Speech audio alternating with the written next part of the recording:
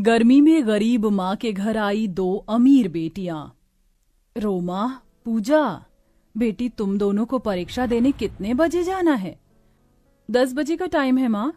ठीक है, मैं तुम दोनों के लिए गरम गरम खाना बना देती हूँ, खा कर जाना। गर्मी का मौसम है, बगैर खाए नहीं जाने दूंगी। ठीक है माँ, खा कर जाएंगे। चलो अब दोनों तैयारी करो। पर दुर्गा जैसे ही चावल का डिब्बा देखती है तो अंदर के मन से कहती है, हे भगवान, इसमें तो मुट्ठी भर ही चावल हैं। इतने में 4 परिवार का पेट कहाँ से भरेगा?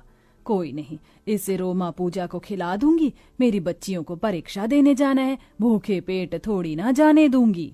इस दुनिया में माँ का दर्जा सबसे ऊपर ऐसे ही नहीं माना गया। एक माँ अपार दुख पीड़ा सहकर औलाद को पैदा करती है और उसकी परवरिश में अपनी नींद भी वार देती है। खुद भूखी रहकर अपना निवाला बच्चों को खिला देती है। दुर्गा भी ऐसी ही दुखियारिन माँ थी, जिसकी 2 बेटी थीं। दुर्गा के लिए उसकी दोनों बेटियां उसका सहारा, उसका सब कुछ थीं। माँ, दाल चावल तो बहुत ही स्वाद बना था, पर ये क्या, पतीले तो खाली हो गए। तुम्हारे लिए तो कुछ बचा ही नहीं, तुम क्या खाओगी? तुम दोनों ने खा लिया, मेरा पेट भर गया। ये लो दही शक्कर खाओ, अब जाओ वरना परीक्षा के लिए देर हो जाएगी। दुर्गा आंसू पोंछकर बीमारी के बिस्तर पर पड़े अपने बूढ़े पति को उठाकर खिलाती है।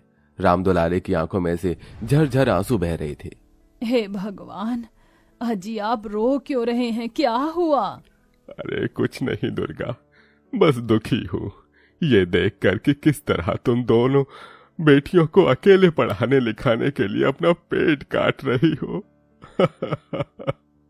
लेकिन दुर्गा, बेटियां पराया धन होती हैं, एक दिन हमें छोड़कर चली जाएंगी। इस सोच भर से ही दुर्गा का दिल रो देता है।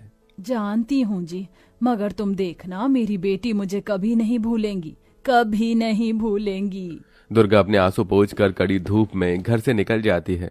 वो बड़ी बड़ी कोठियों में झाड़ू पोछा करती थी, जिसमें उसका पूरा दिन बीत जाता। इसीलिए वो अपने शरीर को कभी आराम नहीं दे पाती। न तो कभी अपने लिए एक साड़ी खरीदती और एक ही टूटी हुई चप्पल को बार बार हर तरफ से जोड़कर पहनती, लेकिन अपनी दोनों बेटियों का चेहरा कभी उदास नहीं होने देती। इसी तरह दिन गुजरता है और दोनों का रिजल्ट आ जाता है।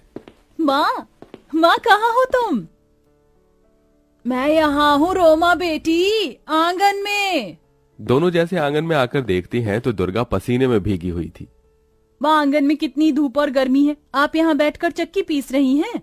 आटा खत्म हो गया था ना बेटी, इसीलिए कोटा का थोड़ा गेहूं कब से रखा पड़ा था तो पीस रही हूँ। माँ, गेहूं आटा चक्की पर दे आती, वो पीस देते। पूजा बेटी, चक्की वाला 5 रुपए पिसाई लेने लगा है, इतने कहाँ से देती? और 2 पैसे ऐसे थोड़ी ना बचते, कल को तुम दोनों की शादी भी करनी है। माँ, शादी वादी की छोड़ो, ये देखो आपकी बेटी ने पूरे जिले में टॉप किया है। मुझे पढ़ने के लिए शहर का सबसे बड़ा कॉलेज मिला है, जहाँ मैं फ्री में आगे की पढ़ाई करूंगी और 2-3 सालों में अच्छी नौकरी लेकर आपको और बाबा को, छोटी को वहीं बुला लूंगी। नहीं, मैं तुझे ऐसे अनजाने शहर में नहीं भेजूंगी, जाने वहाँ कैसे लोग होंगे। अगर जाना ही है तो शादी करके जा। तभी रोमा अपने दिल की बात बताती है। माँ, आपको मेरे लिए लड़का ढूंढने की जरूरत नहीं है, मैं अनमोल से प्यार करती हूँ, हम साथ पढ़ते हैं, वो शहर का ही है। अगले दिन अनमोल अपनी माँ संध्या के साथ आता है। वो लोग बहुत ही रईस होते हैं। बहन जी, 2 दिन में हम शहर लौटेंगे, मैं चाहती हूँ बच्चों की शादी 2 दिन में हो जाए। जी जरूर, आपकी जैसी इच्छा है वैसे ही होगा।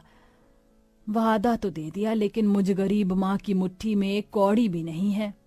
बेटी की खुशी के लिए दुर्गा बिना बताए बड़ा कर्ज ले लेती है। देख दुर्गा, मैं तुझे ये कर्जा तेरे घर के दम पर दे रहा हूँ। अगर हर महीने टाइम से ब्याज नहीं दिया तो तेरा घर मेरा हो जाएगा। मंजूर है सरकार। बड़ी धूमधाम से दुर्गा अपनी बड़ी बेटी रोमा की शादी करती है। अच्छा, तो मैं चलूं माँ? हाँ मेरी बच्ची, और सदा खुश रहना। लेकिन अभी उस गरीब माँ का संघर्ष खत्म नहीं हुआ था। उसकी एक जिम्मेदारी और बच जाती है, जिसके लिए गरीब मजबूर माँ पूरा पूरा दिन कड़ी गर्मी और तपती धूप में काम करती। कुछ ही दिन में पूजा भी 12वीं पास कर लेती है।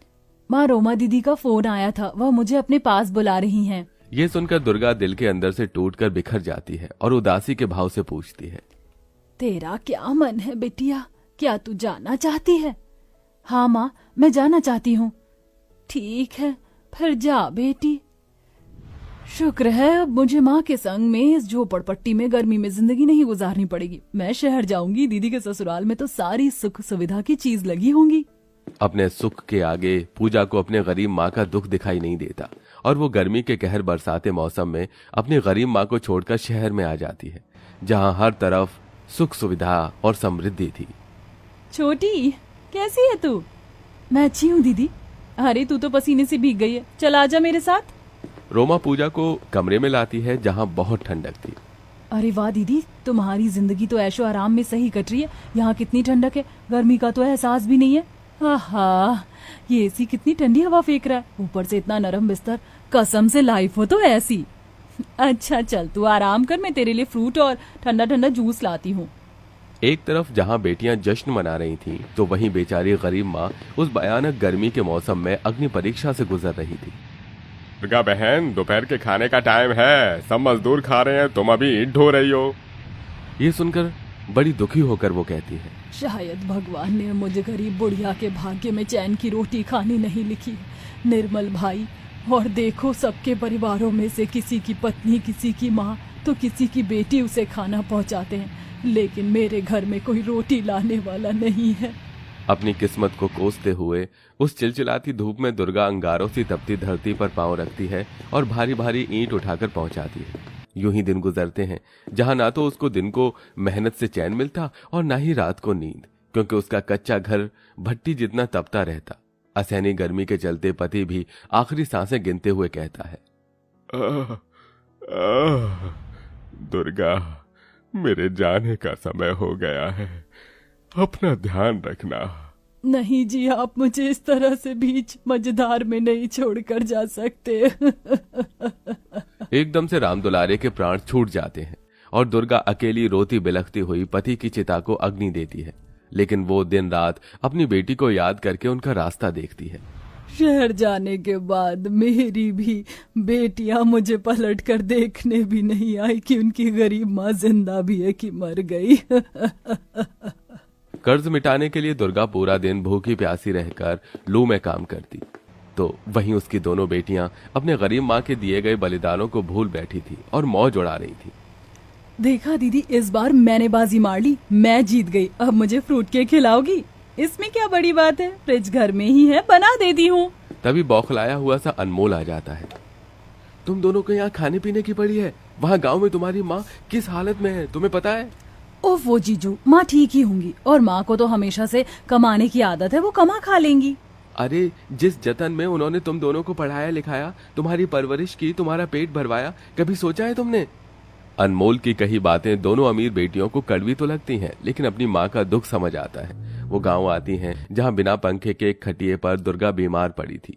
घर आई अपनी दोनों अमीर बेटियों को देखकर जीने की इच्छा छोड़ चुकी दुर्गा अपने पैर पर उठकर खड़ी हो जाती है।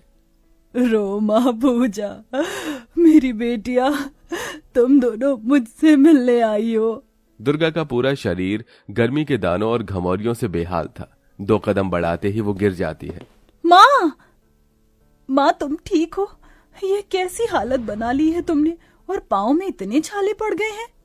घर की छत आधे हिस्से से टूटी हुई थी, जिससे सूरज की किरणें घर में आग उगलने वाली गर्मी मचा रही थी। अपनी गरीब माँ पर गर्मी का ऐसा दुख देखकर दोनों अमीर बेटियों का दिल निकल आता है। माँ हमें माफ कर दो, अपनी जिंदगी की खुशियां मनाने में हम इतनी ज्यादा खो गई थी कि भूल बैठी कि हमारी अच्छी जिंदगी हमारी गरीब माँ की ही देन है, जिसमें धूप को भी धूप न समझा, बस मेहनत करती रही और हमें छांव देती रही।